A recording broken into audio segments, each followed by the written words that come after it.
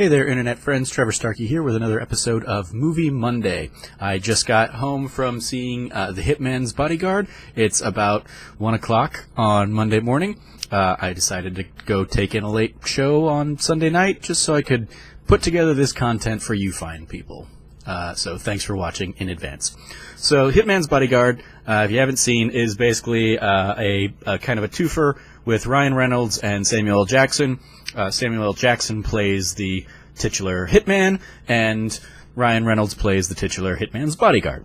So the plot of the movie is you have Gary Oldman basically playing this evil warlord dictator, and he's on trial at The Hague, but all the witnesses that are coming forth either have no proof of his, evil crimes, or they keep dying and disappearing. And Samuel L. Jackson is playing a hitman who has information and is basically agreeing to testify on the condition that they will release his wife, played by Selma Hayek, from her prison in Amsterdam.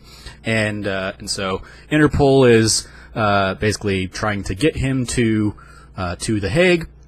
And there's a mole inside Interpol, so the convoy that's taking him gets basically overturned by Gary Oldman's men, and the only survivors of the attack are Samuel L. Jackson and the woman who plays Elektra from The Defenders, and Daredevil and stuff.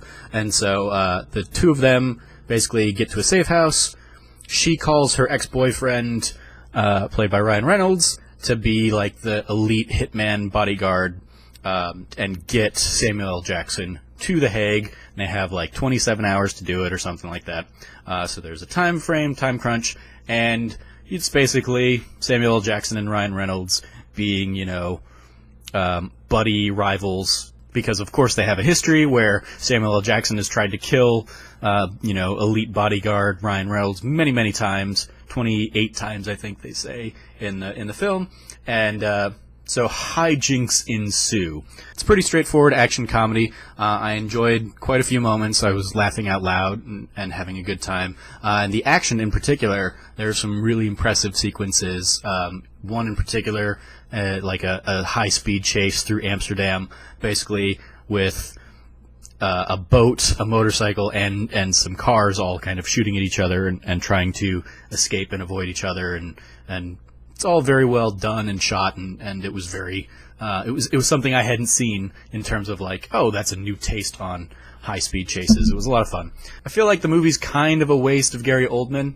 He gets introduced as like the bad guy doing a very bad guy thing of killing a wife and a child, and you hear off-screen tales of like he was a dictator basically in Belarus, I think, and basically killing like his people and genocide and stuff like that. So, evil bad guy, but he spends most of the movie in The Hague's courtroom, so he's not like, you don't really get to see good Gary Oldman being like scenery chewing Gary Oldman. He's just kind of there in the background, and this really is the movie for Ryan Reynolds and Samuel L. Jackson. And they have a lot of fun together. There's some great chemistry between the two of them. They have just a great dynamic. It's a lot of fun. Selma Hayek has some great moments. The woman who plays Elektra has some great moments.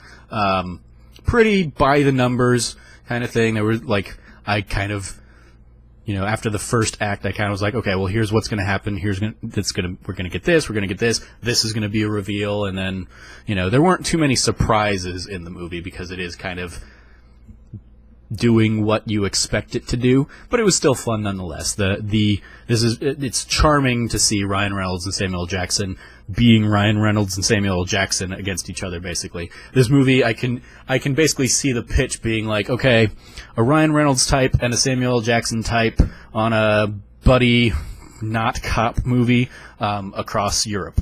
And you have a Gary Oldman type as the evil dictator guy. Pretty straightforward, but still fun nonetheless. I had a good time with it. I recommend it. It's not something you need to see in theaters, but, maybe when it's out on demand or whatever, it might be worth checking out. So those are my thoughts on The Hitman's Bodyguard. Let me know if you've seen the movie and what you think about it in the comments below.